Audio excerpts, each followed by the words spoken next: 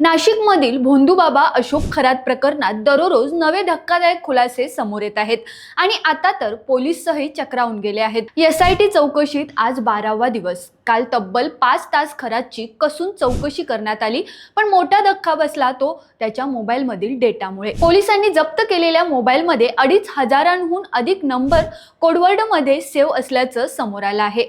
म्हणजेच कोण कोणाशी संपर्कात होतं हे उलगडणं अधिकच कठीण झालं आहे। इतकंच नाही, प्रभावशाली व्यक्तींची नावं डमी नावाने सेव्ह केल्याचा संशय आहे। तर पीडित महिलांचे नंबर मोबाईलमध्येच नाहीत, त्यांच्याशी संपर्कासाठी वेगळाच फोन वापरला जात होता अशी माहिती समोर येते। दरम्यान न्यायालयाने अशोक खरात याची पोलीस कोठडी 1 एप्रिल पर्यंत वाढवली आहे, कारण आरोपी तपासात सहकार्य करत नसल्याचा दावा एसआयटीने केला आहे।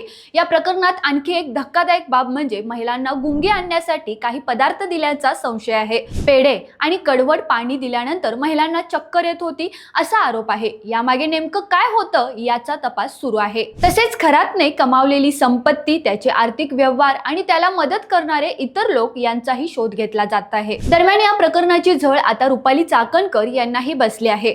खरात सोबतच्या संबंधामुळे त्यांनी आधीच पदांचे राजीनामे दिले आहेत। आता त्यांनाही चौकशीसाठी समन्स बजावण्यात आल्याची माहिती समोर येते। या सगळ्या घडामोडींमुळे नाशिकमधील हे प्रकरण दिवसेंदिवस अधिक गूढ आणि गंभीर बनत चाललं आहे। या प्रकरणात आणखी कोणते मोठे खुलासे होणार, कोणत्या मोठ्या नावांचा उलगडा होणार हे पाहणं महत्त्वाचं ठरणार आहे।